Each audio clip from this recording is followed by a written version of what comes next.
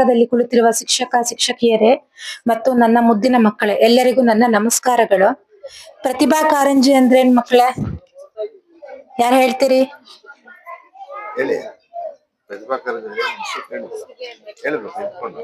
ಯಾರು ಹೇಳ್ತೀರಿ? ಕಾರಂಜಿ ಅಂದ್ರೇನು?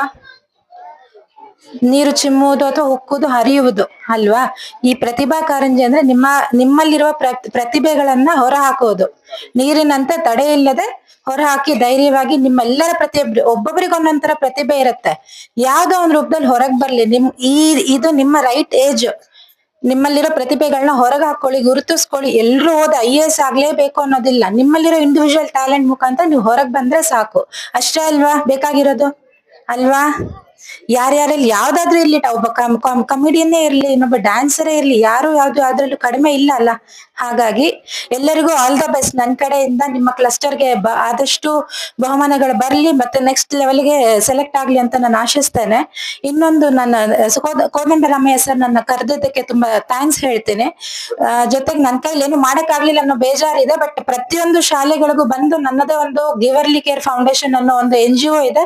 ಅದರಿಂದ ಮಕ್ಕಳಿಗೆ ಏನ್ ಬೇಕು ಬೇಡಗಳನ್ನ ಅದನ್ನ ನನ್ನ ನೋಡಿ ನಾನು ನೆರವೇರಿಸ್ಕೊಡ್ತೇನೆ. ಯಾರಿಗೆ ಏನ್ ಬೇಕಿದೆ, ಒಂದು ಆರೋಗ್ಯದ ದೃಷ್ಟಿಯಲ್ಲೇ ಆಗ್ಲಿ. ನನ್ನದೊಂದು ಮೇನ್ ಉದ್ದೇಶ ಇರೋದು ಹೆಲ್ತ್ ರಿಲೇಟೆಡ್. ಹೆಲ್ತ್ ನಲ್ಲಿ ಈಗಿರೋ ಊಟದ ಅಭ್ಯಾಸಗಳೇ ಆಗ್ಲಿ, ಇನ್ನೊಂದೇ ಆಗ್ಲಿ, ಪ್ಲಾಸ್ಟಿಕ್ ನಲ್ಲಿ ಪ್ಯಾಕ್ ಮಾಡೋದ್ರಲ್ಲೇ ಆಗ್ಲಿ, ಮ್ಯಾಕ್ಸಿಮಮ್ ಜನಕ್ಕೆ ಕ್ಯಾನ್ಸರ್. 100ರಲ್ಲಿ 10 ಭಾಗ, ಮುಂಚೆ ಎಲ್ಲೋ 100ಕ್ಕೆ 1 ಅಂತಿದ್ರು, ಈಗ ಎಲ್ಲಂದ್ರಲ್ಲಿ ಮ್ಯಾಕ್ಸಿಮಮ್ ಕ್ಯಾನ್ಸರ್ ಪೇಷಂಟ್ಸ್. ನಂದೇ ಮೆಡಿಕಲ್ ಸ್ಟೋರ್ ಇರೋದ್ರಿಂದ ನನಗೆ ಗೊತ್ತಾಗತ್ತೆ ಎಷ್ಟು ಜನ ಕ್ಯಾನ್ಸರ್ ಮೆಡಿಸಿನ್ಸ್ ತಗೊಳ್ತಿದ್ರೆ ಅನ್ನೋದ್ರಲ್ಲೇ ನೋಡ್ಬೋದು. ಕ್ಯಾನ್ಸರ್ ರೇಷಿಯೋ ಜಾಸ್ತಿ ಆಗ್ತಾ ಹೋಗ್ತಿದೆ.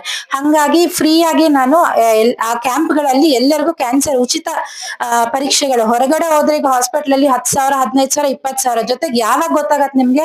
ಸ್ಟೇಜ್ ಮೀರಿದ ಮೇಲೆ ಗೊತ್ತಾಗತ್ತೆ. ಅದಕ್ಕೂ ಮುಂಚೆ ಅರ್ಲಿ ಡಿಟೆಕ್ಷನ್ ಆಗೋದಿಲ್ಲ. ಹಂಗಾಗಿ ನನ್ನ ಕ್ಯಾಂಪ್ ನ ಮೇನ್ ಉದ್ದೇಶ ಏನಿರುತ್ತೆ ಅಂದ್ರೆ cancer early detection.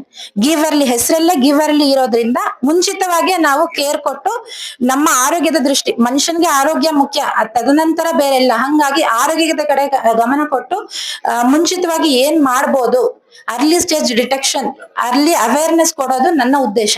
Thank you ಎಲ್ರಿಗೂ. Thank you.